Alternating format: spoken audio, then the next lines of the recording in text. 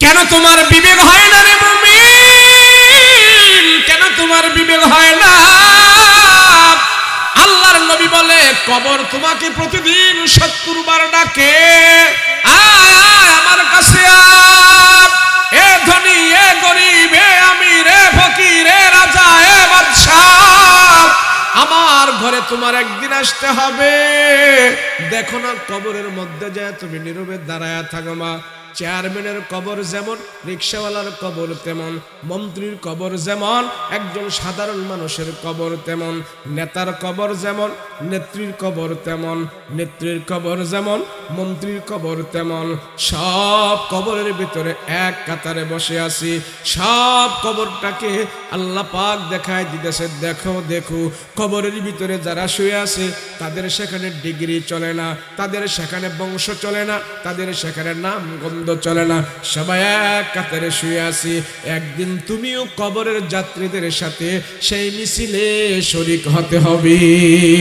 কথা বলো ঠিক কিনা? এর জন্য রাসূল বলেন আল কাইস আল কাইস। রাসূল কয় তোমাদের ভিতরে জ্ঞানীকে ভ্রেনীকে জানো। নবীজি বলেন আল কাইস মান দানা নাফসাহু ওয়া আমিলা লিমা বাদাল মাউত। তোমরা মনে করো যে রকেট বানাইলো, কামান বানাইলো, বিমান বানাইলো, তারে তোমরা জ্ঞানী মনে করো।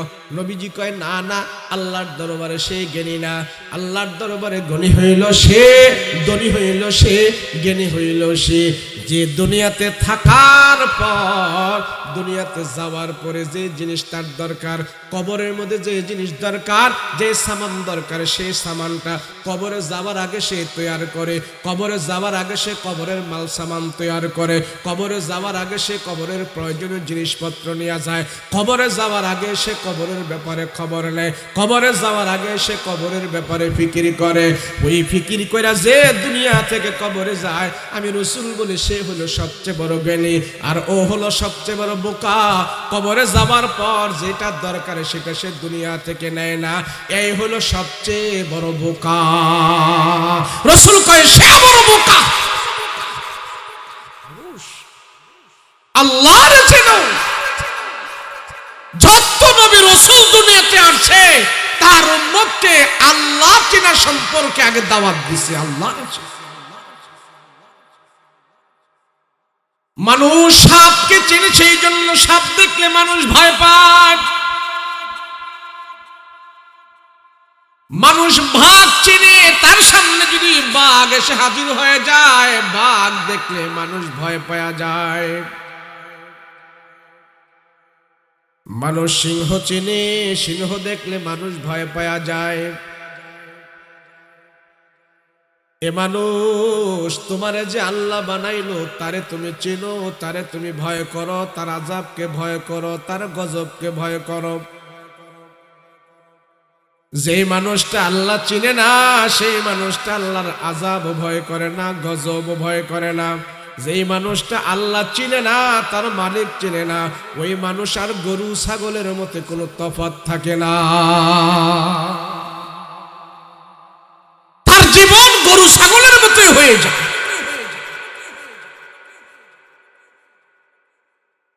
আমাদের হায়াত একবারে অল্প অল্প হায়াত। আল্লাহ দুনিয়ার সময় থেকে মানুষকে দিয়েছে অল্প সময়।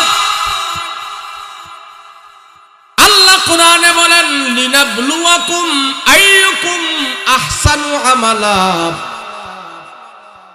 এই অল্প সময়ের হায়াত পায়া বান্দা তোমরা কে ভালো কাজ করো, কে ভালো আমল করো, আমি আল্লাহ সেটার হিসাব নেব, সেটার পরীক্ষা করব। দুনিয়ার অল্প হায়াতের ভিতরে তুমি কত ভালো কাজ করেছো, কত নেকের কাজ করেছো, কত সুন্দর আমল করেছো, এইসব বলেন আমি হিসাব নেব। আমি আল্লাহ তুমি বেশি আমল করেছো কিনা এটার হিসাব নেব না, তুমি বেশি দান করেছো কি এটার হিসাব নেব না, তুমি কতবার হজ করেছো তারও হিসাব আমি নেব না। আমি আল্লাহ তোমার হিসাব নেব কত সুন্দর করে কত ভালো আমল করেছো, ওই ভালো আমলের আমি হিসাব নেব। ভালো আমল। যেই মানুষটা আল্লাহরে চিনে না সে ভালো আমল করে না।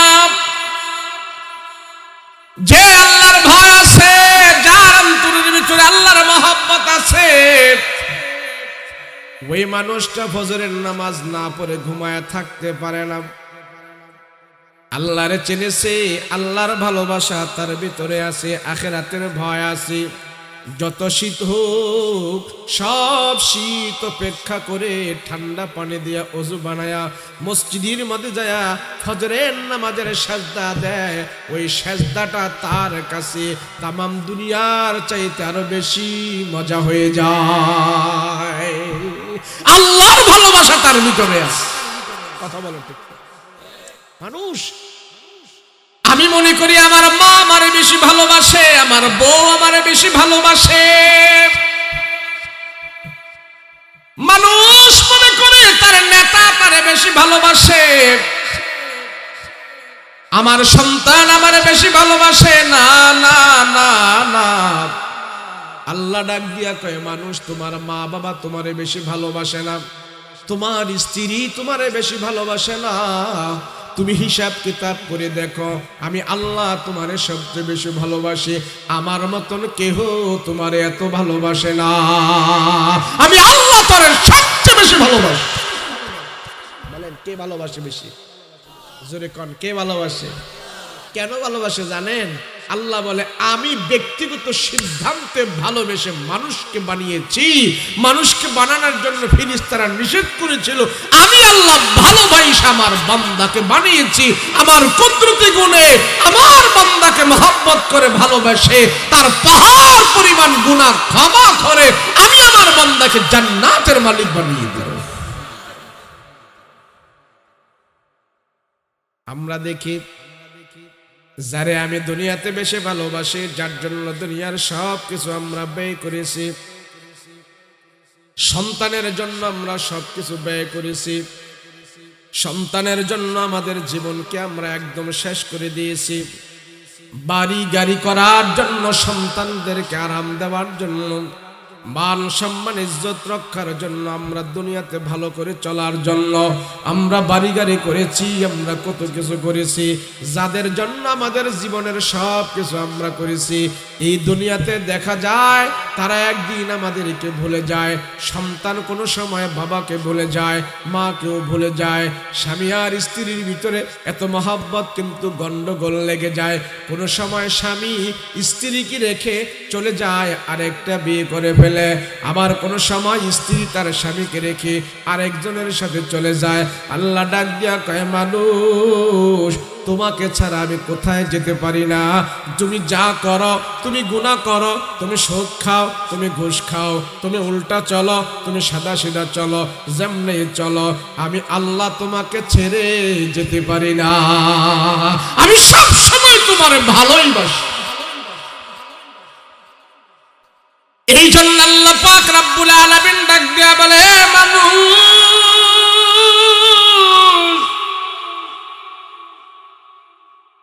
তোমাকে যে আমি কত ভালোবাসি আমি আল্লাহ ছাড়া কেউ জানে না। তোমার গুনাহ যদি হয়, তুমি যদি গুনাহ করো টিউবওয়েলের পানির মতো, এ বান্দা তুমি গুনাহ করেছো, তোমার গুনাহটা একদম টিউবওয়েলের পানির মতো, ছোট্ট একটা গুনাহ। এই টিউবওয়েলের পানির মতো গুনাহ নিয়ে যদি তুমি আমার আল্লাহর দরবারে তওবা করো, আমি আল্লাহ তোমাকে টিউবওয়েলের পানির মতো ক্ষমা দিব না, আমি আল্লাহ ক্ষমা দিব পুকুরের পানির মতো। তোমার গুনাহ যদি হয় পুকুরের পানির মতো, তুমি আমার দরবারে তওবা করো, আত্মসমর্পণ করো, আমি আল্লাহ তোমাকে ক্ষমা দিব নদীর পানির মতো। তোমার গুনাহ যদি হয় নদীর পানির মতো, তুমি আমার দরবারে আত্মসমর্পণ করো, আমি আল্লাহ ক্ষমা দিব সাগরের পানির মতো। তোমার গুনাহ যদি হয় সাগরের পানির মতো, আমার দরবারে তওবা করো, আত্মসমর্পণ করো, আমি আল্লাহ তোমাকে ক্ষমা দিব বিশাল বিস্তীর্ণ আকাশের চাইতে আরো বড়। আল্লাহ আমার ক্ষমার ভাগটাই তোমার জন্য বেশি থাকবে। সুবহানাল্লাহ। বলেন আল্লাহ যদি বেশি ভালো না বাসতো, আমরা যে পাপ করি, আমরা সকালবেলা ঘর থেকে বের হওয়ার পরে যে ধান্দাবাজি করি, সারাদিন যে 2 নম্বরই সিটারি বাটপারি করি, আমার আর আপনার মতো মেজাজ যদি আল্লাহর হইতো, তাহলে আল্লাহ বিকাল বেলা আমাদেরকে ঘরে দিত না, সরাইয়া দাঁত টাত সব ভেঙে ফেলতো। কথা বলেন ঠিক কিনা? এত বাটপারি সেটার করার পরও আল্লাহ পাক অপেক্ষায় আছে, আমার বান্দা যদি এগুলি বুঝে সে তওবা করে, আমার কাছে আত্মসমর্পণ করে, আমার কাছে ক্ষমা চায়, তার পাহাড় পরিমাণ গুনাহ আমি আল্লাহ ক্ষমা দান করে দেব। আল্লাহ পাক ডেকে বলে, বান্দা তোমার পাহাড় পরিমাণ গুনাহ, তাতে আমার কোনো সমস্যা নাই, সমস্যা তোমার থেকে যে জিনিসটা সবচেয়ে বেশি ভালোবাসে আল্লাহ। মানুষদের তিনটা জিনিস সবচেয়ে বেশি পছন্দ করে। আল্লাহ বলেন, যে মানুষ আমার কাছে দুই হাত দিয়া দোয়া করে, দুই চোখের পানি ফেলে কান্না করে, 2 রাকাত নামাজ পড়ে, আমার আপনার 2 রাকাত নামাজ, 2 হাতের দোয়া, 2 চোখের পানি, 2 চোখের পানি, 2 হাতের দোয়া, 2 রাকাত নামাজ, এগুলি যারা আমল করবে, রাতের বেলা আমার দরবারে কান্নাকাটি করবে, চোখের পানি ফেলে ফেলে যারা কান্না করবে, চোখের পানি নাকে রাগায় আসার আগে আগে আমি আল্লাহ তার পাহাড় পরিমাণ গুনাহ ক্ষমা করে দেব। মায়া দয়া বেশি কার? জোরে বলেন না বেশি কার? আমি তো মনে করি হুজুর আমার বউ যে আমার এত মহব্বত করে, তারে বলতে পারি না তো। বউয়ের কথায় ফজরের নামাজ পড়তেও যায় না, জামাই বউ বেনামাজি হয়ে শুয়ে থাকে। কথা বলেন ঠিক কিনা? হুজুর আমার ছেলে আমার খুব ভালোবাসে, আমি যা বলি তা শুনে, আমার ছেলে খুব ভালো হুজুর। কিন্তু ছেলে দাঁড়িয়ে রাখে না, ছেলে সূরা কালাম জানে না, ছেলে নামাজ রোজা করে না, কিন্তু বাবার সাথে খুব মহব্বত। বাবাই বলে আমার ছেলে আমার খুব ভালোবাসে, আমি খুব ভালোবাসি আমার সন্তান।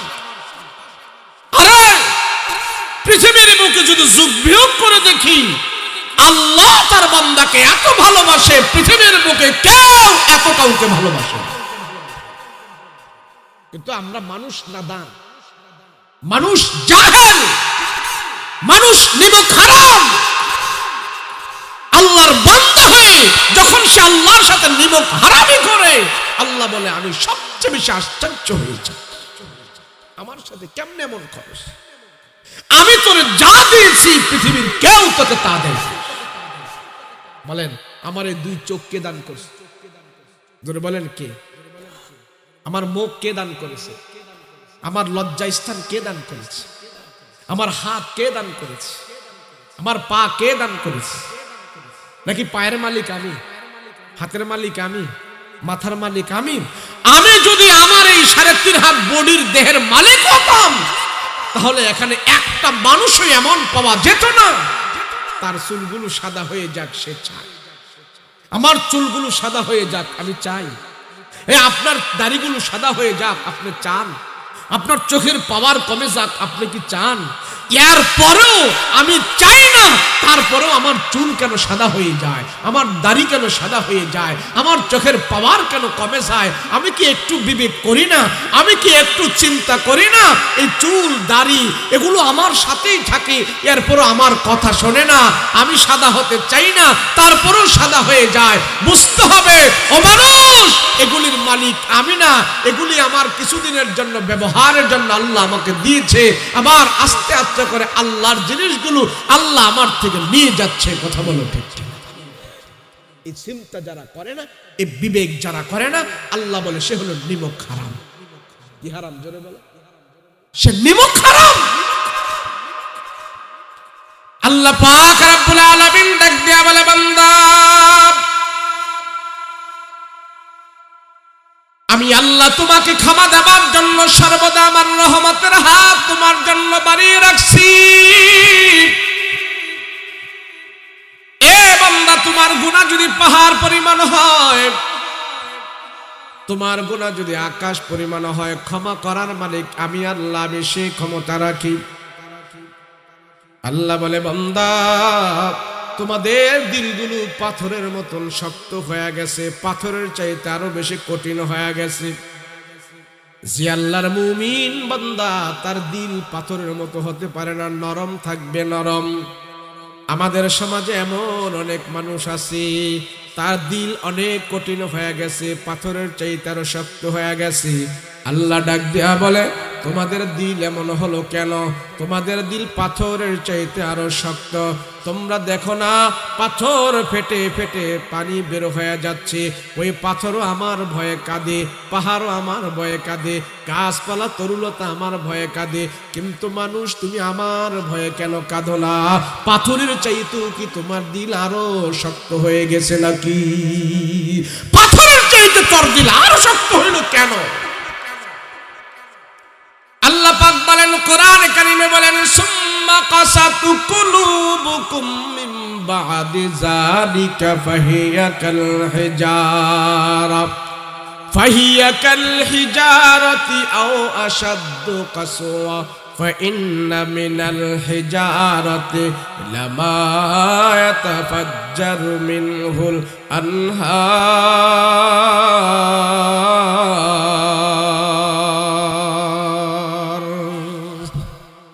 মানুষ পৃথিবীর বুকে পাথর হইল তিন ধরনের পাথর। এক ধরনের পাথর আছে, পাথর ফেটে ফেটে পানি গড়গড় করে বের হয়। যারা সিলেট ভ্রমণ করেছেন, সিলেটের সীতাকুণ্ড আছে, মাধবকুণ্ড আছে, ওই মাধবকুণ্ড গুলো দেখা যায় পানি শুধু ঝর্ণার মতো, ঝর্ণা পাহাড় থেকে ঝর্ণার মতো পানি পড়তেছে, পানি পড়তেছে। কয় বছর ধরে পড়তেছে কেউ জানে না। আমাদের এক হুজুর ওখানকার এক মুরব্বীকে জিজ্ঞেস করছে, ও মুরব্বী আপনি এখানে থাকেন, এই পাথর থেকে কতদিন পর্যন্ত পানি বের হয়? ওই মুরব্বী কয় আমার এখানে 35 বছর ধরে আমি এখানে বসবাস করি, আমার জন্ম এখানে, আমার বাবাও ছিল এখানে, কিন্তু আমি 35 বছর ধরে দেখতেছি এইভাবে ঝর্ণা থেকে পানি বের হইতেছে, পাথরের পাহাড়ের ভিতর থেকে পাথর ফেটে ফেটে পানি বের হইতেছে। কোত্থেকে পানি আসে আমি নিজেও জানি না।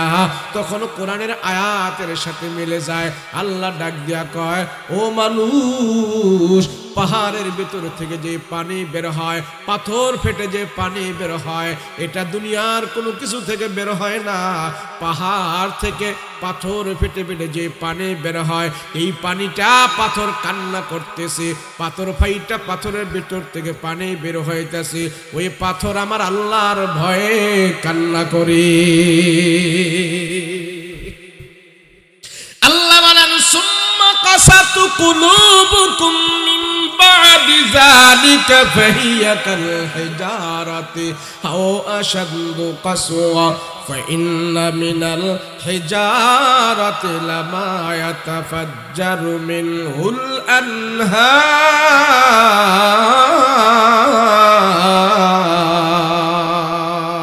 আনহার। মানুষ তুমি কাঁদো না, পাথর ভাইটা পানি বের হইতেছে আমার আল্লাহর ভয়ে। মূসা নবী রাস্তা দিয়ে হেঁটে যান, ঝুপড়ির ভিতর থেকে কান্নার আওয়াজ, কান্নার আওয়াজ, কাঁদতেছে। পয়গম্বর মূসা নবী যায় ঝুপড়ি সরায় দেখলো এখানে একটা পাথর, পাথরের ভিতর থেকে কান্নার আওয়াজ বের হইতেছে, কান্নার আওয়াজ বের হইতেছে। পয়গম্বর মূসা লাঠি দিয়ে আঘাত করে বলে, কিরে পাথর, বাচ্চার মতো এভাবে কেন কান্না করতেছো? কারণটা কি? পাথরের ভিতর থেকে আওয়াজ হয়, ও পয়গম্বর মূসা গো, মানুষদেরকে আল্লাহ জাহান্নামে পোড়ানোর জন্য আমার পাথরকে আল্লাহ সেখানে লাকড়ি হিসাবে ব্যবহার করবে। ওই পাথর হইয়া আমি পাথর হইয়া জাহান্নামের আগুনের ভিতরে জ্বলতে হবে, আর আমাকে আল্লাহ সেখানে আগুন ধরাইয়া দেবে, আমাকে লাকড়ি বানানো হবে। আমি জাহান্নামের আগুনের ভয়ে কাঁদতেছি, আল্লাহ যেন আমাকে ক্ষমা করে দেয়, আল্লাহ যেন আমাকে ক্ষমা করে দেয়। পয়গম্বর মূসা আশ্চর্য হয়ে গেল, হায় রে, একটা পাথর জাহান্নামের লাকড়ি হয়ে জ্বলবে, সেই জন্য পাথরটা কান্নাকাটি করতেছে। আর মানুষ হয়ে আমরা জাহান্নামের ভয়ে কান্না করি না। আরে কান্না কর। রাহমাতুল লিল আলামিন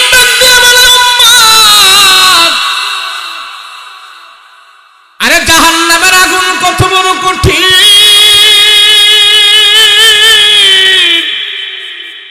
এ মুসলমান, এ বেঈমান, ভালো করে শোন, দুনিয়ার আগুন আল্লাহ পাক ধরায় কেরোসিন দিয়া, লাকড়ি দিয়া, টায়ার দিয়া, পেট্রোল দিয়া, অকটেল দিয়া। দুনিয়াতে আমরা আগুন ধরাই লাকড়ি দিয়া, না হয় কেরোসিন দিয়া, না হয় টায়ার পোড়া দিয়া। আল্লাহ ডাক দিয়া কয়, ওই জাহান্নামের আগুন পেট্রোল দিয়া ধরানো হবে না, জাহান্নামের আগুন কেরোসিন দিয়া লাগানো হবে না, জাহান্নামের আগুন সেখানে ধরানো হবে পাথর দিয়া। আল্লাহ কয়, সেই পাথর জ্বলতে থাকবে, জ্বলতে থাকবে, ওই পাথরের আগুন ধাও ধাও করে জ্বলবে। দুনিয়ার আগুন থেকে 70,000 গুণের পাওয়ার বেশি হবে জাহান্নামের আগুন। রাসূল বলে, জাহান্নামের আগুন যদি তোমরা দেখতে, কবরের আযাব যদি তোমরা দেখতে পাইতা, কবরের শাস্তি যদি তোমরা দেখতে পাইতা, ও সাহাবীরা, তোমরা একজন দাঁত বের করে হাসতা না, তোমরা বৌজি পোলা রেখে, তোমরা বাড়ি গাড়ি সব রেখে দিয়া জাহান্নামের ভয়ের কারণে, কবরের ভয়ের কারণে তোমরা সংসার সব ছিঁড়ে দিয়া জঙ্গলের ভিতরে পড়ে থাকতা, সেখানে খাওয়া দাওয়া বন্ধ করে দিয়া শুধু আল্লাহর দরবারে চিল্লাইতে থাকতা, চিল্লাইতে থাকতা। কেমনে জাহান্নামের আগুন তোমরা সহ্য করবা? জাহান্নামে যেন আল্লাহ না দেয়, সেই জন্য তোমরা কান্নাকাটি করতে থাকতা। তোমরা তো জাহান্নামের আগুন দেখো না। আল্লাহ মানুষকে জাহান্নামের আগুন দুনিয়াতে দেখায় নাই। জাহান্নামের আগুন যদি দুনিয়াতে কোনো মানুষ দেখতো, একটা মানুষের দাঁত বের করে হাসতো না। এত কঠিন আযাব আল্লাহ রেখে দিয়েছে। ভয়ঙ্কর জাহান্নামের আগুন, জাহান্নামের আযাব। এ মানুষ, কবরের আগুন, জাহান্নামের আগুন। দুনিয়াতে যদি বিল্ডিং এ আগুন লাগে যায়, ফ্যাক্টরিতে আগুন লেগে যায়, নিবানের জন্য ফায়ার সার্ভিস এসে যায়। দুনিয়ার আগুন পানি দিয়া নিবানো যায়, জাহান্নামের আগুন পুকুরের পানি দিয়া নিবানো যায় না। জাহান্নামের আগুন নদীর পানি দিয়া নিবানো যায় না। কবরের আগুন পুকুরের পানি দিয়া নিবানো যায় না, বালতি দিয়া পানি ঢেলে নিবানো যায় না। রাসূল বলেন, ও উম্মত, জাহান্নামের আগুন যদি তুমি নিবাইতে হয়, তোমার চোখ থেকে পানি বের হতে হবে। তোমার চোখের পানি যখন নাকি জাহান্নামের আগুনের ভয়ে পড়তে থাকবে, তোমার চোখের পানি দিয়া তোমার জাহান্নামের আগুন তুমি নিবাইতে পারবে। সেই জন্য রহমতের নবী বলে, আমার উম্মতের ভিতরে যাদের ভিতরে আমল হয়ে যাবে, 2 হাতের দোয়া, 2 চোখের পানি, 2 রাকাত নামাজ, 2 হাতের দোয়া, 2 চোখের পানি, 2 রাকাত নামাজ। চাই তুমি রিকশাওয়ালা হও, চাই তুমি মেম্বার হও, চাই তুমি চেয়ারম্যান হও, চাই তুমি মৌলবী হও, চাই তুমি মাওলানা হও, কিন্তু তোমার কাছে 2 হাতের দোয়া আছে, 2 চোখের পানি আছে, 2 রাকাত নামাজ আছে। একা একা নীরবে দাঁড়িয়ে দাঁড়িয়ে রাতের বেলা যখন নাকি তাহাজ্জুদের নামাজ পড়বে, একা একা দাঁড়িয়ে যখন নাকি তুমি সাজদা দিয়া আল্লাহর দরবারে কান্না করবে, আল্লাহ ডাক দিয়া কয়, পাপী, তুমি সাজদায় পড়ে পড়ে কান্না করো, তুমি একজন ডাক্তার, তুমি একজন মাস্টার, তুমি একজন ইঞ্জিনিয়ার, কিন্তু তোমার চোখের পানি কোনো ডিগ্রি নাই। তোমার চোখের পানি যখন নাকি আমার দরবারে পড়ে গেছি, তুমি হাজার পাপী, তুমি মস্ত বড় অপরাধী। তোমার চোখের পানির কারণে আমি আল্লাহ জানো কি করেছি, তোমার চোখের পানি নাকের আগায় আসার আগে আগে আমি আল্লাহ জাহান্নামের দরজা তোমার জন্য তালা দিয়েছি, জান্নাতের 8টা দরজা তোমার জন্য খুলে দিয়েছি। সেই জন্য আল্লাহ পাক কোরআনে বলেন, ফালিয়াদহাকু কালিলান ওয়ালিয়াবকু কাসীরা। বেশি করে খা, কম করে হাস। গুরুস্থানের মাহফিল এটা। কিসের মাহফিল? এই কথা কোন, কিসের মাহফিল? কিসের মাহফিল? আপনারা তো এখানে, আপনাদের বাবা মা কবরের মধ্যে আছে, অনেকের ভাই কবরে আছে, অনেকের মা কবরে আছে, অনেকের বোন কবরে আছে। এ মানুষ, তোমার দিল এত পাথরের চাইতে আরো বেশি শক্ত হয়ে গেল, তোমার কি জ্ঞান নাই? আমেরিকা থেকে তোমার কাছে টেলিফোনে খবর আসে, লন্ডন জাপান থেকে তোমার সাথে খবর আসে, তোমার আত্মীয় স্বজন যদি লন্ডন থাকে তার সাথেও তুমি কথাবার্তা বলতে পারো, কেমন আছো, খাওয়া দাওয়া করেছো কিনা, ঘুমাইছো কিনা, তোমার স্বাস্থ্যটা কেমন। কিন্তু ঘরের দরজায় 3.5 হাত মাটির নিচে আমার মা বাবা কবরের মধ্যে পড়ে আছে, কোনো কিছুর মাধ্যমে তাদের খবর আমি পাই না। আমার বাবা কবরে কোন অবস্থায় আছে, আমার মা কবরের মধ্যে কোন অবস্থায় আছে, ঘরের দরজায় মাত্র 3.5 হাত মাটির নিচে পড়ে আছে, তাদের খবর আমাদের কাছে নাই। কথা বলো ঠিক কিনা? কেন তোমার বিবেক হয় না রে মুমিন? কেন তোমার বিবেক হয় না? আল্লাহর নবী বলে কবর তোমাকে প্রতিদিন 70 বার ডাকে, আয় আয় আমার কাছে আয়, এ ধনী, এ গরিব, এ আমির, এ ফকির, এ রাজা, এ বাদশাহ, আমার ঘরে তোমার একদিন আসতে হবে। দেখো না কবরের মধ্যে যায় তুমি নীরবে দাঁড়ায়া থাকো মা। চেয়ারম্যানের কবর যেমন, রিক্সাওয়ালার কবর তেমন, মন্ত্রীর কবর যেমন, একজন সাধারণ মানুষের কবর তেমন, নেতার কবর যেমন, নেত্রীর কবর তেমন, নেত্রীর কবর যেমন, মন্ত্রীর কবর তেমন।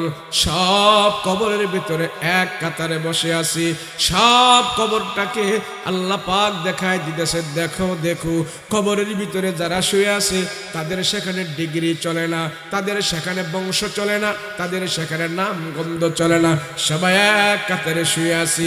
একদিন তুমিও কবরের যাত্রীদের সাথে সেই মিছিলে শরীক হতে হবে।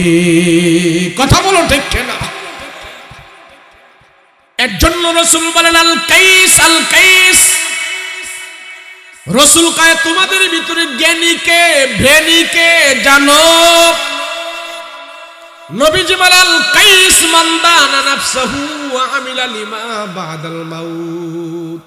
তোমরা মনে করো যে রকেট বানাইলো, কামান বানাইলো, বিমান বানাইলো, তারে তোমরা জ্ঞানী মনে করো।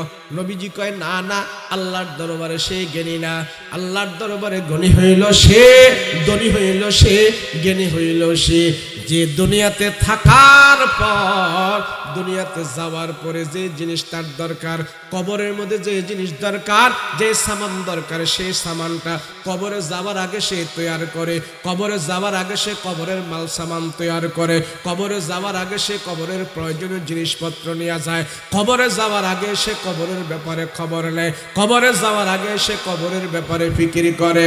ওই ফিকির কইরা যে দুনিয়া থেকে কবরে যায়, আমি রাসূল বলি সে হলো সবচেয়ে বড় জ্ঞানী, আর ও হলো সবচেয়ে বড় বোকা। কবরে যাবার পর যেটা দরকার সেটা সে দুনিয়া থেকে নেয় না, এই হলো সবচেয়ে বড় বোকা।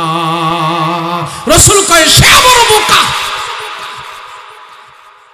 আরে মুমিন হয়ে যারা কবরে যায়, কবরে যাবার পর ফেরেশতারাও তার সামনে ভয়ে আসে না।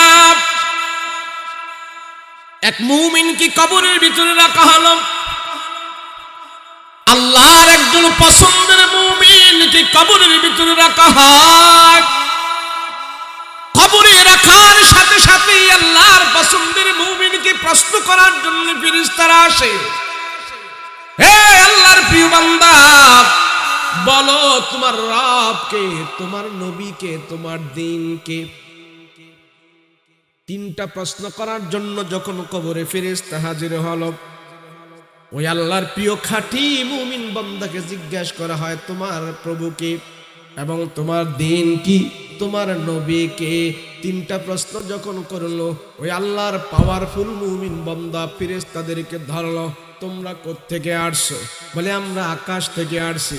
কয় কবর থেকে আকাশ কতটুক দূরে? কয় হাজার হাজার হাজার হাজার লক্ষ লক্ষ মাইল দূরে। কয় লক্ষ লক্ষ মাইল দূর থেকে তোমরা আসছো? বলে হ্যাঁ। বলে তুমি বলো আগে, আমাকে বলো তোমার রবকে। কয় আমার রব আল্লাহ। কয় তোমার দ্বীন কি? কয় ইসলাম। তোমার নবী কি? কয় আমার নবী মুহাম্মদুর রাসূলুল্লাহ। কয় তুমি যদি হাজার হাজার মাইল দূর থেকে এসে তুমি যদি না ভুলো তোমার আল্লাহকে, আমি তো মাত্র 3.5 হাত কবরে আসছি, মাটির উপর থেকে 3.5 হাত নিতে আসছি। এত দূর থেকে এসে যদি তুমি আল্লাহরে না ভুলো, ওই আল্লাহকে আমি 3.5 হাত নিচে এসে কেমনে ভুলবো? আমি তো সারাটা জীবন আমার আল্লাহর কথা মতোই পরিচালনা করেছি। তুমি এত দূর থেকে এসে আল্লাহর ভুলো না, আমি মাত্র 3 হাত নিচে আসছি বেটা, আমি আল্লাহরে কেমনে বলবো, তুই এটা কেমনে জিজ্ঞাসা মানুষ? সেই জন্য রাসূল বলে মুমিন হায়াতের পরে যে বেশি নাই, সময়ের বেশি নাই। কবরের আযাব যদি তুমি নিবাইতে চাও, কবরের আগুন যদি তুমি বন্ধ করতে চাও, তোমার গুনার কারণে কবরে যে আগুন জ্বালাইছো, তোমার জিনার কারণে, তোমার অপকর্মের কারণে যে কবরের মধ্যে তুমি আগুন জ্বালাইছো, ওই আগুন নিবানের জন্য তুমি প্রস্তুত হয়ে যাও। কবরের আগুন নিবানো একদম সহজ, একদম সহজ। আল্লাহর রাসূল বলেন, তোমার 2 চোখের পানি ছিরি ছিরি যখন নাকি তুমি আল্লাহর দরবারে কান্না করবা, আল্লাহ পাক তোমার চোখের পানি, নাকের আগা কবরের আগুন নিভাইয়া দিবি। আল্লাহ তোমাকে কবরের আযাব থেকে মুক্ত করে দিবি। ও মানুষ, রাসূল বলেন কবরের আগুন তুই দুনিয়া থেকে নিভাইয়া দে।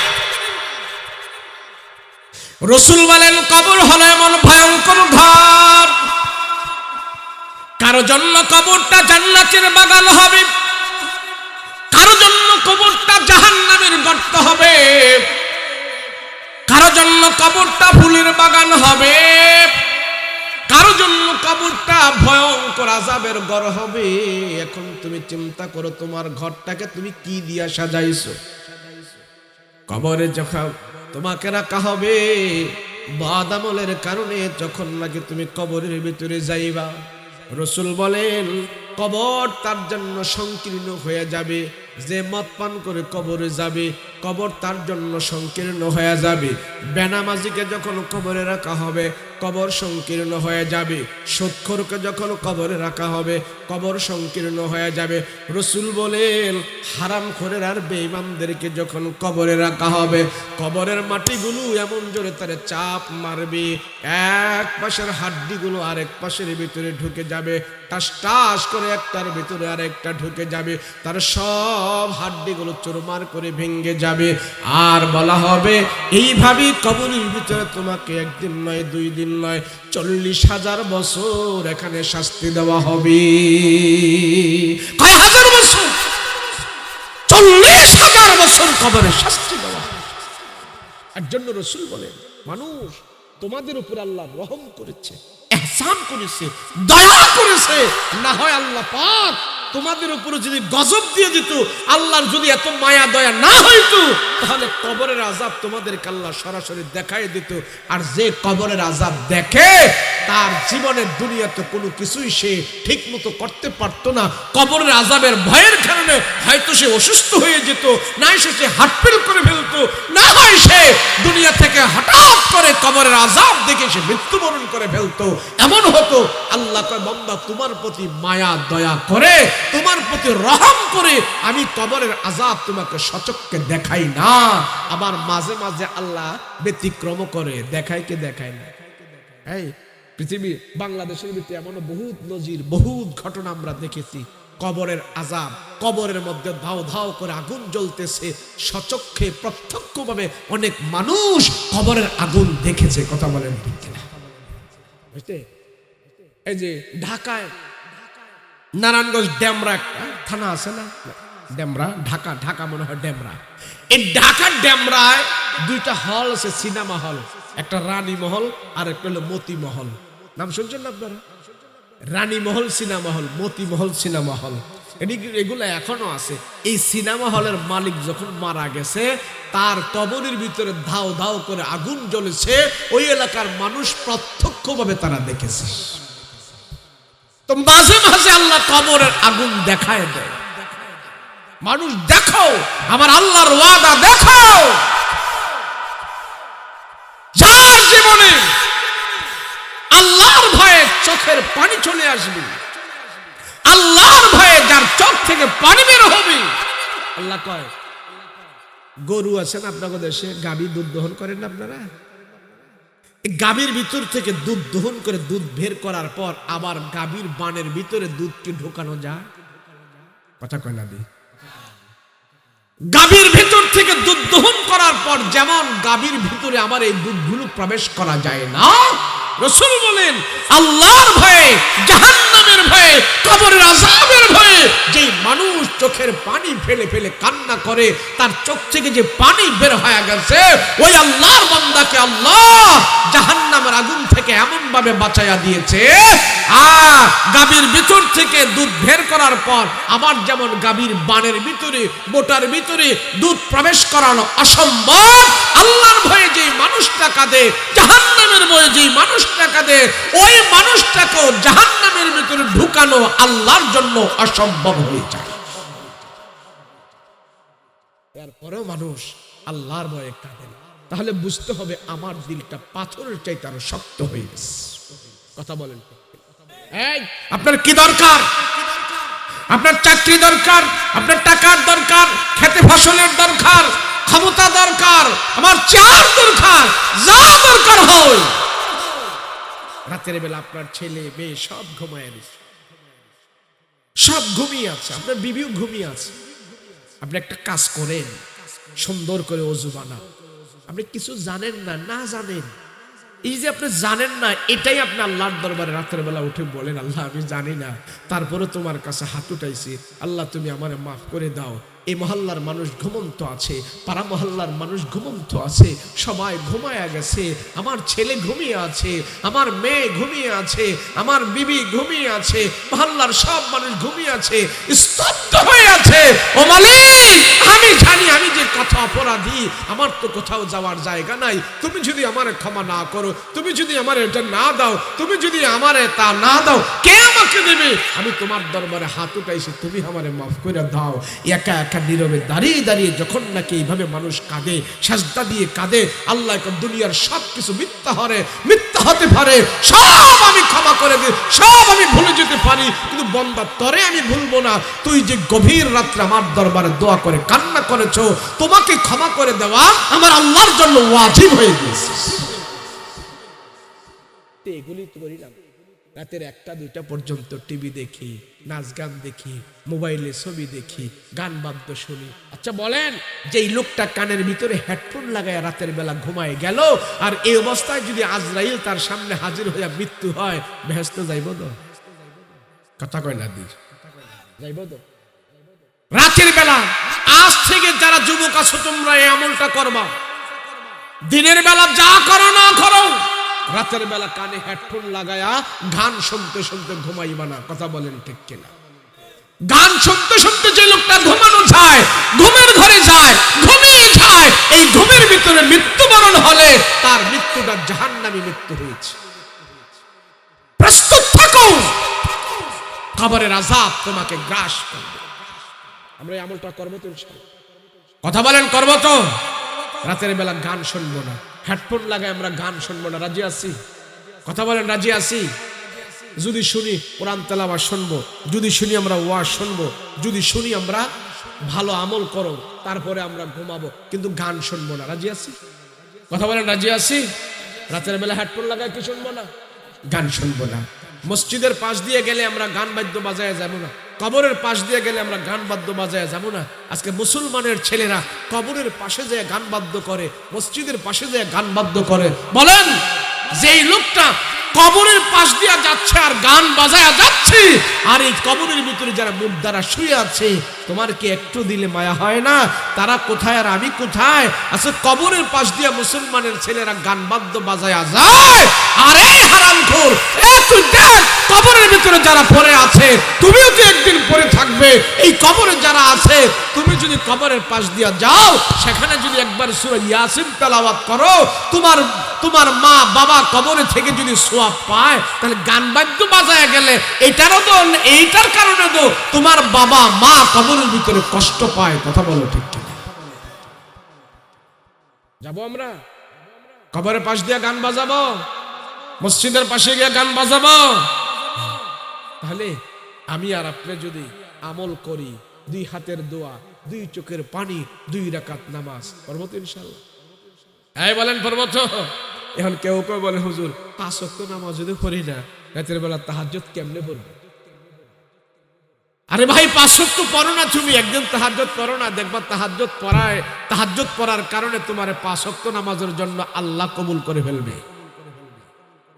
যারা পৃথিবীতে আল্লাহর ওলি হয়েছে, যারা পৃথিবীতে বড় কিছু হয়েছে, রাতের বেলার আমল ছাড়া বড় হয় নাই। কথা বলো ঠিক কিনা? রাতের বেলার আমল লাগবে।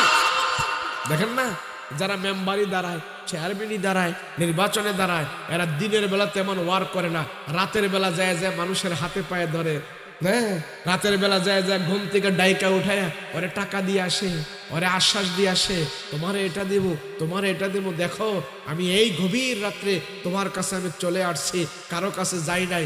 তো যেই চেয়ারম্যান, মেম্বারি চেয়ারম্যান দাঁড়ায়া সে যদি রাতের বেলা একজন রিক্সাওয়ালার বাড়িতে যায় তারা হাতে ধরে তুই আমারে ভোটটা দিবি, বলেন ওই মানুষটাকে কি এই রাতের বেলা যাওয়ার কারণে তার দিলের ভিতরে একটা ধাক্কা লাগছে, হায়রে এত রাত্রে চেয়ারম্যান সাহেব আমার বাড়িতে চলে আইছে, আমার হাতে ধরছে আইসে একটা বোনের জন্য, সে কত বড় একজন মানুষ, তো তার দিলে একটা ধাক্কা লাগে, যা এবার ভোটটা তার দিয়ে দেব। কথা বলেন ঠিক কিনা? কেন? গভীর রাত্রে গেছে, গভীর রাত্রে গেছে, তো মানুষ সেও যদি গভীর রাত্রে আল্লাহর দরবারে হাত উঠে সেও যদি কান্না করে, আল্লাহ আমি গভীর রজনীতে তোমার দরবারে হাত উঠাইছি, আমার মা বাবা কবরে, আমার ভাই ব্রাদার কবরে, আমার পূর্বপুরুষ কবরে, আমিও চলে যাব কবরে, ও মালিক তুমি আমারে মাফ করে দাও। আল্লাহকে এত গভীর রাত্রে যখন তুই আমার সাথে সম্পর্ক করছস, দুনিয়ার কেউ দেখে নাই, আমি দেখেছি, আমি আল্লাহ তোর পাহাড় পরিমাণ গুনাহ পর্যন্ত মাফ করে দিস। করবেন না আমল? কথা বলেন করবেন না? সন্তানদের আমল করাবেন। আমি আজকে সময় স্বল্পতার কারণে লম্বা ওয়াজ করব না, লম্বা ওয়াজ করি না, এখনই দোয়া করব। আপনার ঘরে যে সন্তান আছে এই সন্তানটাকে আপনি আমলওয়ালা বানাবেন তো ইনশাআল্লাহ। অনেকে বলে হুজুর ফুলাফাইন তো কথা শোনে না, হুজুর পোলারে তো কথা শোনাইতে পারি না, হুজুর পোলারে তো মসজিদে নিতে পারি না, হুজুর ছেলের একদিকে বললে ছেলে আর একদিকে যায়, হুজুর ছেলের যদি মসজিদে বলতে যায়, মসজিদে বলতে যাইতে বলি সে বাজারে চলে যায়, মসজিদে যায় না। বাবা শোনেন, পোলায় যখন উপযুক্ত হয়ে যাবে, পোলায় যখন স্বজ্ঞানে নিজে সবকিছু পারবে, তখন বললে কাজ হবে না। ছোট থাকতে আপনার বাচ্চাকে আপনি মসজিদে পাঠাবেন, ছোট থাকতেই কায়েনগুলো ধরে ধরে আপনার সন্তানকে আপনি মসজিদে নিয়ে যাবেন। আপনি অবুঝ ছেলেটাকে যখন নাকি আস্তে আস্তে করে মসজিদে নিয়ে গেছেন, এমনও হতে পারে এই আমলটা আপনি বেঁচে থাকতে আপনার সন্তান করে নাই, আপনার মৃত্যুর পরে তার অন্তরের ভিতরে হিট লাগবে যে আমার বাবাই ধরে ধরে আমাকে মসজিদে নিয়েছে, আজকে বাবা নাই, বাবা কবরে চলে গেছে। এও হতে পারে আপনার এই মেহনতের কারণে আপনার এই ছেলেটা আপনার মৃত্যুর পরে আপনার জন্য দোয়া করতে থাকবে। কথা বলেন ঠিক কিনা? যেই বাবা তার সন্তানকে নেক আমলে জড়িত করে গেল, যেই বাবা তার সন্তানকে কোরআন শিখায় গেল, যেই মা যেই বাবা সন্তানকে ওযু গোসল নামাজ রোজা শিখায় গেল, আর বাবা মা কবরে চলে গেছে, সন্তান যদি দুনিয়াতে থেকে ওযু গোসল নামাজ রোজা কোরআন এগুলি পড়ে, তো কবরে থেকে থেকে বাবা মা আল্লাহর দরবারে মকবুল বান্দা হবে, আর সন্তানের কারণে কবরের আযাব থেকে মুক্ত করে বাবা আমাকে আল্লাহ পাক জান্নাতের মেহমান বানিয়ে দিবেন। আপনি মৃত্যুবরণ করলেন, কথা আপনি মৃত্যুবরণ করলেন, এখন আপনার ছেলে আপনার নিয়ে কান্নাকাটি করে, আফসোস করে, হুজুর আমার বাবা মারা গেছে। বাবার কথা স্মরণ হলে হলে এখন চোখ দিয়া পানি চলে আসে। হুজুর আমার বাবা আমার জন্য অনেক কিছু করছে, হুজুর আমার বাবা না খেয়ে আমাদেরকে খাওয়াইছে, হুজুর আমার বাবা আমাদের জন্য অনেক কষ্ট করেছে, মেহনত করেছে, হুজুর আমার বাবা আমাদের জন্য অনেক পরিশ্রম করেছি, কিন্তু বাবার জন্য এখন আমরা কি করব, বাবার জন্য আমরা এখন কি করব? হুজুর বলে তোমার নিজ থেকে তুমি বলো তোমার বাবার জন্য কি করা প্রয়োজন। কিন্তু বাবায় তারে কোনো কিছু শিখাই দেওয়া যায় নাই, বাবায় কোনো কিছু তারে দেখায় দেওয়াও যায় নাই। কোন আমল করলে বাবার কবরের ভিতরে নাজাত হবে, সন্তান কোন আমল করলে মার কবরের আযাব মুক্ত হবে, সন্তান কিভাবে চললে বাবার কবরের আযাব মুক্ত হবে, এটা শেখানোর দায়িত্ব মা বাবার উপরে ছিল, মায়ের উপরে ছিল। যদি আপনার সন্তান বলে হুজুর আমার বাবা দুনিয়ার জমিন থেকে কবরে চলে গেছে,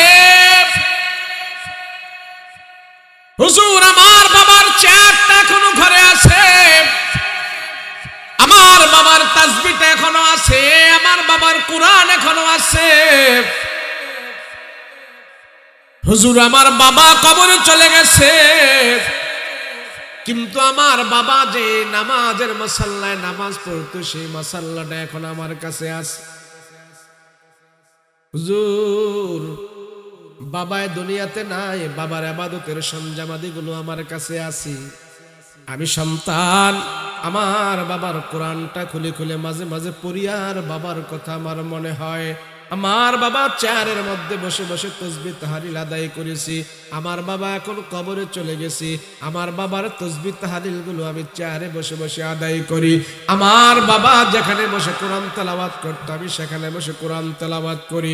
আমার বাবা যেই মাসাল্লায় বসে বসে নামাজ আদায় করত, আমার বাবা এখন দুনিয়াতে নাই, আমি সেখানে বসে বসে নামাজ আদায় করি। আল্লাহর রাসূল বলেন, বাবা দুনিয়াতে ভালো আমলগুলো দেখায় গেছে, আর ওই আমলগুলো এখন সন্তানেরা করতে থাকে।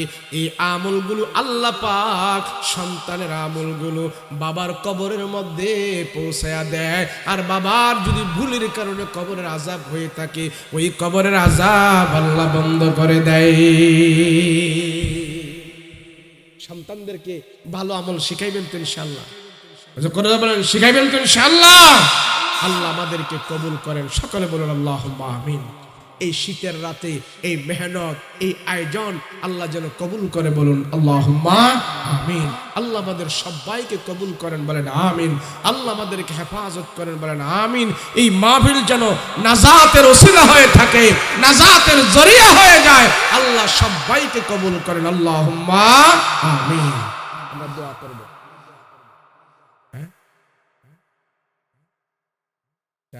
মাশাআল্লাহ, আপনারা এই গুরুস্থান করছেন কয় বছর হয়েছে? 3 বছর হইল। মাশাআল্লাহ, এই গুরুস্থান করেছেন 4 বছর চলে। আচ্ছা দেখেন, শোনেন, আমি মুসাফির মানুষ, আমি যদি দোয়া করি, নবীজি বলছেন মুসাফিরের দোয়া আল্লাহ কবুল করে। কখন আল্লাহ আপনাদেরকে এই দোয়ার ফলাফল দিবে সেটা আল্লাহ ভালো জানে, কিন্তু আজকে আমাদের দোয়া কি হবে? কথা কন না, কি হবে? কবুল হবে। মুসাফির তো আমি, কবুল হবে, কিন্তু কবুলের এই ফলাফল আল্লাহ কখন দিবে সেটা আল্লাহ বুঝে, যখন দেওয়ার তখন দিবে, কিন্তু দোয়া কবুল হবে। আমি আপনাদের সবার জন্য দোয়া করব। এখানে আপনাদের কবরের মুর্দা যারা আছে, কারো মা, কারো ভাই, কারো বোন, কারো শ্বশুর, কারো শাশুড়ি, কারো চাচা, কারো ভাই বেরাত, প্রত্যেকের কেউ না কেউ কবরের মধ্যে শুইবে এবং শুয়েছে। কথা বলেন ঠিক কিনা? এই যে বছরে এই যে কবরের পাশে একদিন আপনারা এলে আলেম ওলামা দিয়ে দোয়া করান, এইভাবে হাত উঠায় সবাই বয়ান শোনেন এবং তাদের জন্য দোয়া করেন, বলে বর্তমান জমানায় কবরবাসীদের জন্য এটা হলো সবচেয়ে বড় নেক আমল। সুবহানাল্লাহ বলেন। কেন? এই যে সবাই একত্রে বসে এতক্ষণ গুনাহ থেকে মুক্ত ছিলেন, আবার এখন তাদের জন্য দোয়া করবেন, বলে কবর থেকে তারা তো এটাই আমাদের কাছে চায়, আর কবর থেকে তো তারা এটাই আমাদের কাছ থেকে পায়, আর কি পায়?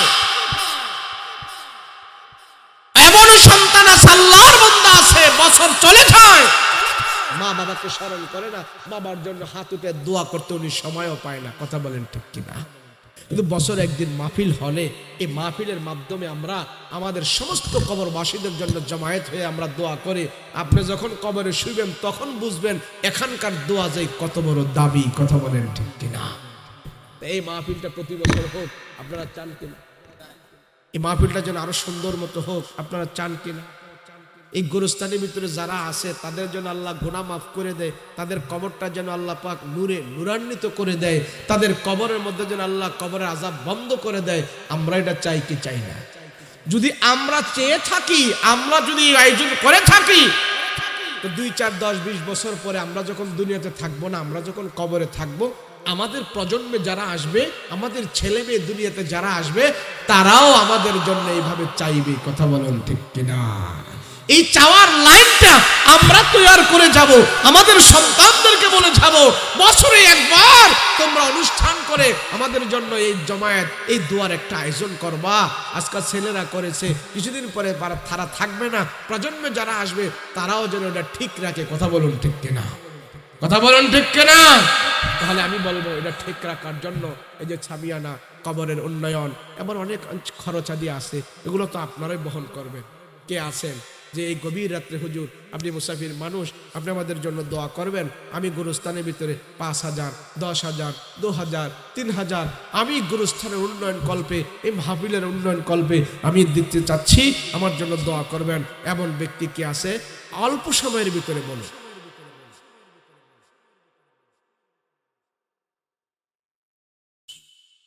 স্বপন ভাই, পিতা কি? পাশু। 100 ইট, 3 বস্তা সিমেন্ট। দাদা দাদির জন্য দোয়া চেয়েছেন। আলহামদুলিল্লাহ, সকলে বলেন আলহামদুলিল্লাহ। আল্লাহর এক বান্দা স্বপন ভাই, পিতা হইল পাশু ভাই, তার বাবা হলো পাশু।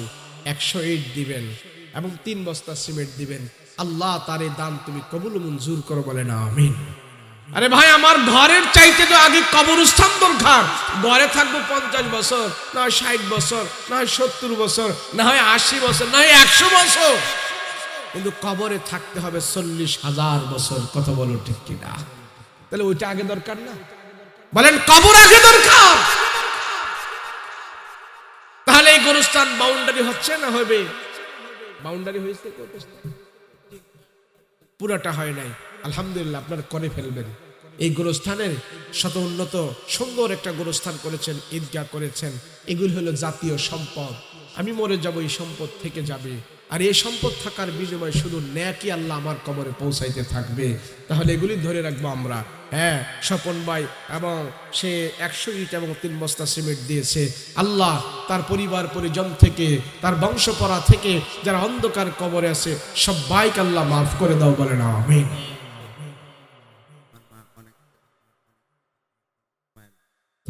মাশাআল্লাহ। কি নাম তোমার? নাম কি? লালচাঁদ। আর কোনো নাম নাই? মোহাম্মদ শবিরুল ইসলাম। সুন্দর নাম, মোহাম্মদ শবিরুল ইসলাম। সবাই ডাকে লালচাঁদ। শবিরুল ইসলামের আম্মা ইন্তেকাল করেছে। আল্লাহ তার আম্মার জন্য 500 টাকা দিয়েছে। আল্লাহ কবুল মঞ্জুর করো, বলেন আমিন। আল্লাহ মাকে মাফ করে দাও, বলেন আমিন। আল্লাহ কবরের ভিতরে জান্নাতের বিছানা বিছায় দাও, বলেন আমিন। নাসিরের আম্মা, নাসিরের আম্মা মারা গিয়েছে। আল্লাহ সন্তান 500 টাকা দিয়েছেন। আল্লাহ কবুল মঞ্জুর করো। আল্লাহ মাকে তুমি মাফ করে দাও, কবরের আযাব থেকে মুক্ত করে দাও, কবরের ভিতরে তুমি বাতি জ্বালায় দাও, সমস্ত আযাব থেকে তুমি হেফাজত করো, বলেন আমিন। ফুলচাঁদ, ফুলচাঁদ 2 বস্তা সিমেন্ট মায়ের জন্য দোয়া চেয়েছেন। আল্লাহ তোমার বান্দা, তোমার ভাই লালচাঁদ, তার ছোট ভাই ফুলচাঁদ 2 বস্তা সিমেন্ট দিয়েছেন, মায়ের জন্য দোয়া চেয়েছেন।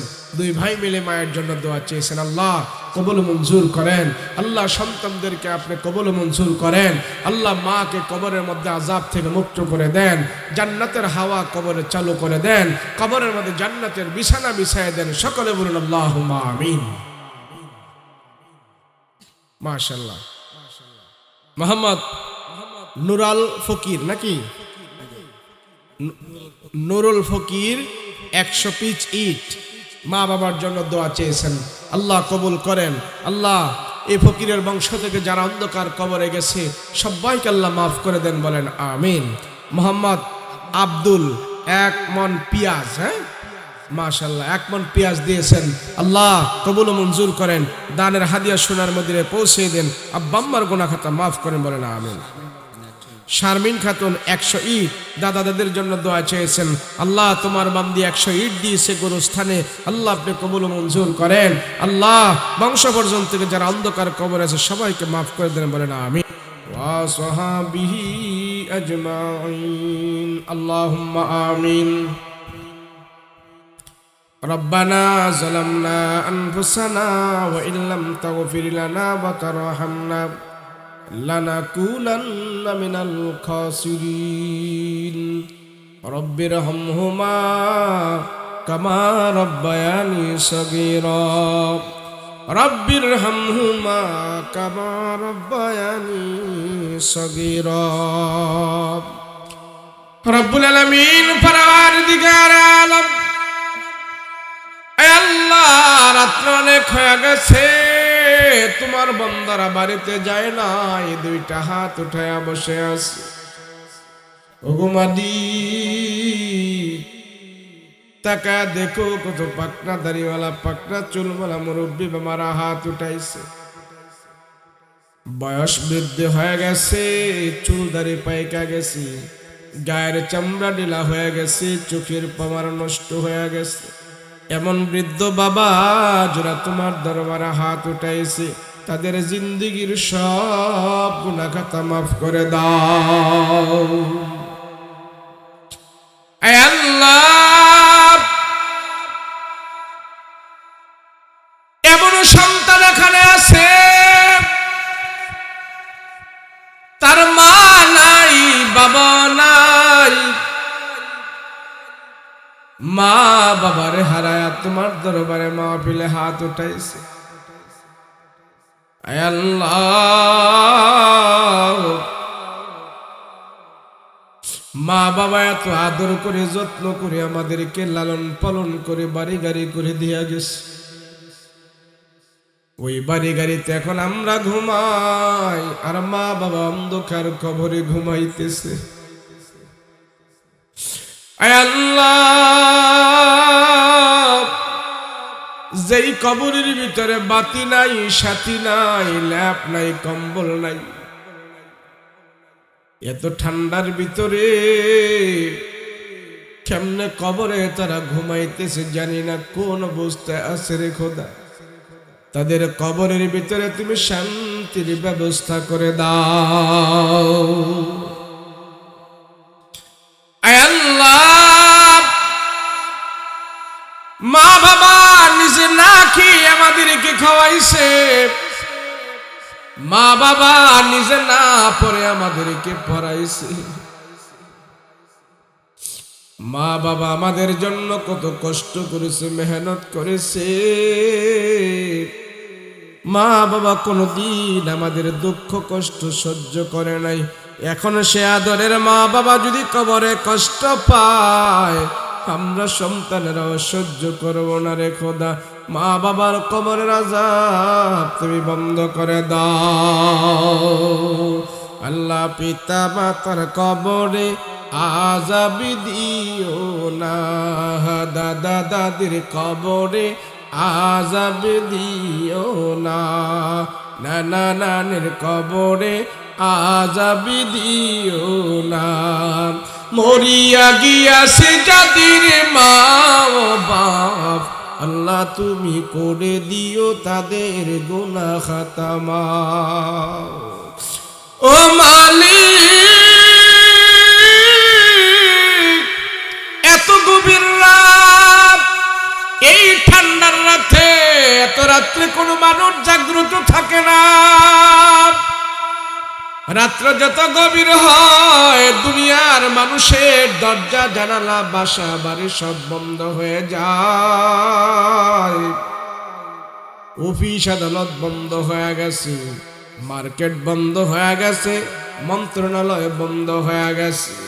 ও মালিক, যা কিছু বন্ধ হয়, কিন্তু তোমার রহমত কিন্তু বন্ধ হয় না, তোমার ক্ষমার দরজা বন্ধ হয় না। আমার জিন্দেগির সব গুনাহ খাতা তুমি মাফ করে দাও। হে আল্লাহ, সাপ বিচ্ছুগুলো গর্তের ভিতরে চলে গেছে, পশু পাখিগুলো যার যার বাসায় চলে গেছে, আমরা এখনো আমাদের বাড়িতে যাই নাই। আল্লাহ, তুমি আমাদেরকে গুনাহ মুক্ত করে বাড়িতে ফিরাও।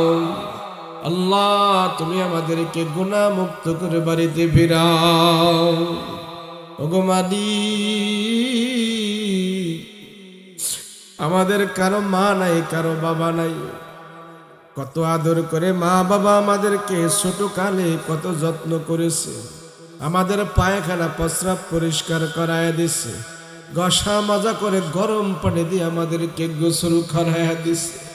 ওই মা মৃত্যুর পরে সেই মারে আমরা আদরের গোসল করাইতে পারি নাই, বড়ই পাতার গরম জলের পানি দিয়া তারে আমরা গোসল করায়া দিছি। আল্লাহ বাবা ঈদের দিন আসলে আমাদেরকে নতুন জামা কিনে দিত, নতুন জামা পরায়া বাবা আমাদেরকে ঈদের আনন্দ করাইতো। কিন্তু ওই মা বাবার আমরা নতুন জামা পরাইতে পারি নাই। মৃত্যুর পরে কাফনের জামা পরায় আমরা বিদায় করে দিছি। ওগো মালিক, মা বাবাদের জন্য কত কিছু করছে, আমরা তাদের জন্য কিছুই করতে পারি নাই। আল্লাহ, কিছুই করতে পারি নাই। তাদের জন্য আমরা ক্ষমা চাই, দোয়া করি, কবরের আযাব থেকে তাদেরকে তুমি মুক্ত করে দিও। আল্লাহ, এই কবরের ভিতরে যত মানুষ ঘুমাইছে, আজকের এই মাহফিল থেকে আমরা তাদের জন্য ক্ষমা চাই। এই মাহফিলকে কেন্দ্র করে আল্লাহ যত নেক আমল হয়েছে, আল্লাহ এই নেক আমলগুলো তাদের কবরের নাজাতের বাণী হিসাবে তাদের কবরের ভিতরে তুমি পৌঁছায়া দাও। আল্লাহ, দুনিয়ার জমিন ছেড়ে আমরাও মৃত্যুবরণ করব, এই জমিন ছেড়ে আমরাও তো একদিন চলে যাব রে খোদা। তুমি যেদিন আমাদেরকে নিয়ে যাইবা, মরণ যেদিন আমাদের হবে, আমাদের ঈমান তুমি পরিপূর্ণ করে দিও। পরিপূর্ণ ঈমান অবস্থায় তুমি আমাদেরকে মৃত্যু দিও। নামাজের রুকু অবস্থায় তুমি আমাদের মরণ দিও। সাজদা অবস্থায় তুমি মরণ দিও। রমজান মাসের রোজা অবস্থায় মরণ দিও। আল্লাহ, কোরআন তেলাওয়াত অবস্থায় আমাদেরকে মরণ দিও। আল্লাহ, তুমি ঈমানি মরণ আমাদেরকে দান করিও।